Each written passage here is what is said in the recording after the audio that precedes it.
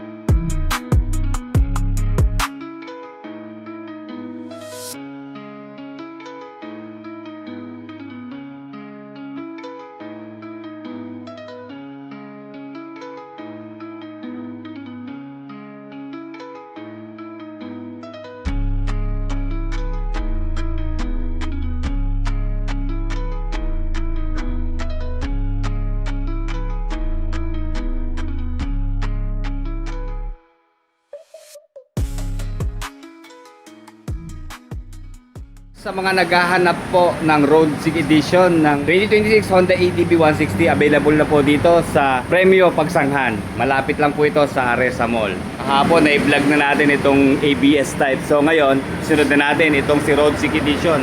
Ang lupit pala ng kulay brown talaga, oh. Dito po mga ka-riders sa Road Sig Edition, bali dalawang kulay lang po ang available. Ito nga pong Quartz Brown Metallic. Hinahanap po natin yung isa, yung Matte Pearl Crater White. So, ang naandito po, yung mga ABS type, ayan, ang daming unit po dito. Itong green at saka yung white. Sa nakikita ko po, almost the same din sila. Wala naman din pong pagkakaiba. Pati po dun sa bearings, okay, itong dinagdag na parang air intake dito sa side profile. Ganon din naman po dito sa Road Sig Edition. At yun lang nga po ang pagkakaiba nila. Dito po, naka-TFT display na yung kanyang instrument panel. At standard LCD display naman po dito sa ABS type. Bago po tayo mag-start ng review para sa Road Sig Edition, ay papasyal ko muna po kayo dito sa store nila, ha. Ayan, dito po sa display area nila, ayan, marami pong Mio motorcycle na available. Siyempre NMAX version 3, Bergman ng Suzuki 125cc. At dito available pa po yung unang version po ng Honda ADB 160 Aerox SP. Then another NMAX version 3. At dito naman po yung Hilera ng 2026 Honda ADB 160. Bali, ABS type pa rin po to mga riders. Ang dami nilang available na bagong unit po. Then meron pa rin po ditong kulay green. Ito pala, meron pang tatlong available po na Road Sync na kulay brown. Balik na tayo dito sa Road Sync.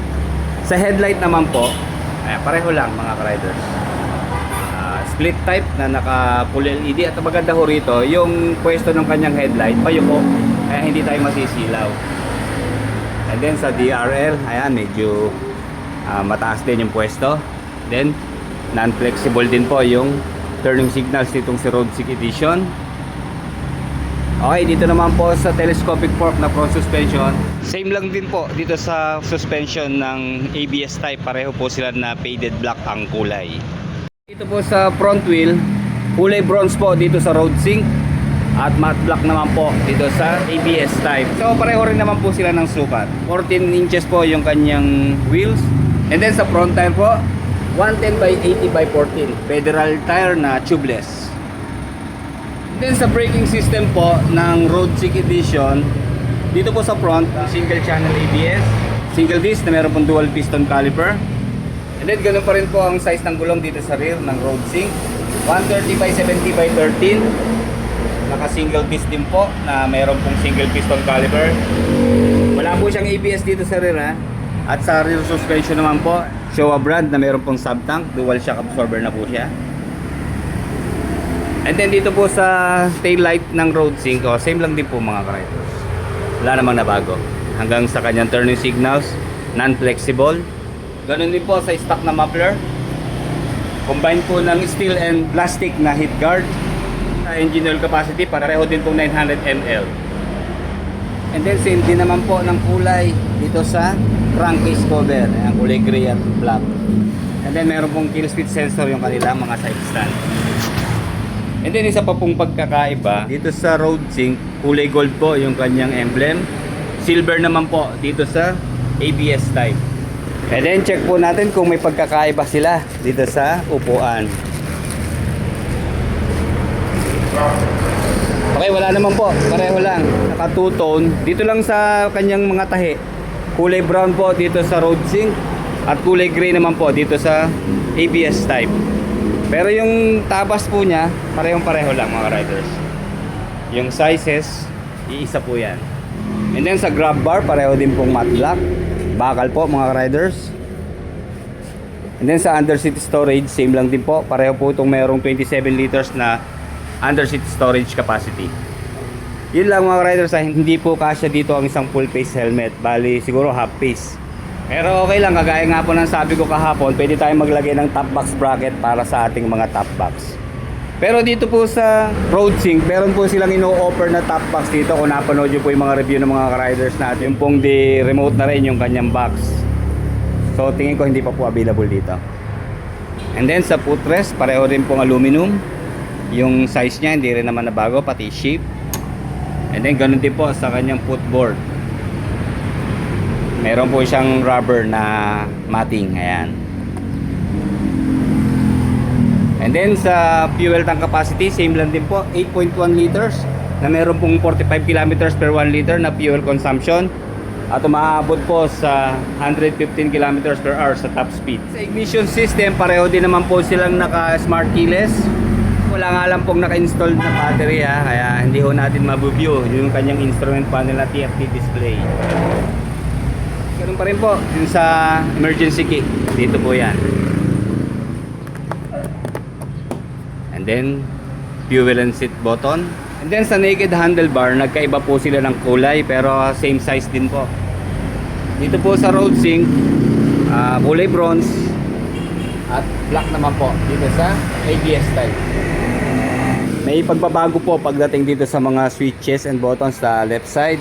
Pero sa right, pareho din po sila na meron pong idling stop or stop and start system, hazard lamp, and then electric starter push button para dito sa road sync ha. Dito po sa ABS type, ganun din naman po. Idling stop, hazard lamp, and then electric starter push button. Dito sa left side, makikita naman natin yung kanya pong passing light, high beam, low beam sign na dito na po sa front. Magkakasama po yung tatlong ilaw na yan. And then yung pong control po ng instrument panel, nandito na rin po. Mas ganda naman at hindi na tayo mangangapa dito sa harap, diba? Kasi dito po sa standard type or dito po sa ABS type, nandito yung pinaka joystick niya sa gitna. So mas maganda nga po nilagay na rin dito. Traction control system, turning signals. At dito naman po sa ABS type, wala po itong passing light ha, horn, and then turning signals. At ang advantage nga po nitong si RoadSync, may i-connect na po natin yung ating smartphone sa ating motorsiklo. Mamomonitor na natin yung ating tawag, text, hanggang sa navigation ng ating mga biyahe. Mabu-view na rin po natin dito. Yun lang naman po ang wala dito sa ABS type. And then dito naman po sa pocket sa left side, okay, pareho din ang laki ng pocket. Then Type-C rin po yung kanyang charging port. Solo lang. Ganun din naman po dito sa ABS type. Pareho din naman pong adjustable yung kanilang windshield. Hihilahin lang natin dito sa bracket. Ayan, sabay dun sa kabila, may tataas na natin. So hindi rin naman po nabago sa curb weight. 133 kilos pa rin po dito sa RoadSync. At nasa 165mm na ground clearance. 780mm naman po sa seat height. Pareho lang din po sa performance. Maximum power of 15.8 horsepower at 8,500 RPM and 14.7 Nm of torque at 6,500 RPM. 4-stroke, single cylinder, 4-valve, single overhead cam, liquid cooled, and then program fuel injected, 160cc displacement, and then enhanced smart power plus.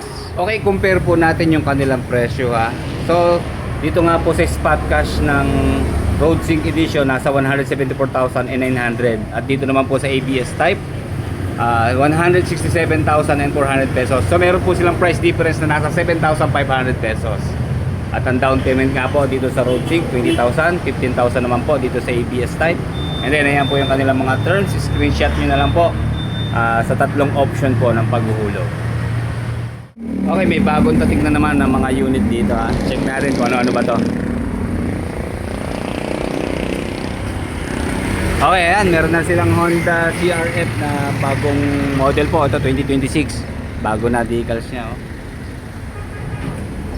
And then puro ADB 2026 na rin po. At isang Honda Click 2025. Kaya sa mga ka-riders natin na matagal na naghintay dito po sa RoadSig Edition ng Honda ADB 160 na 2026 model, andito na po sa Premyo Pagsanghan.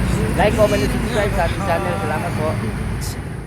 They are calling you to rise from the limits of your world.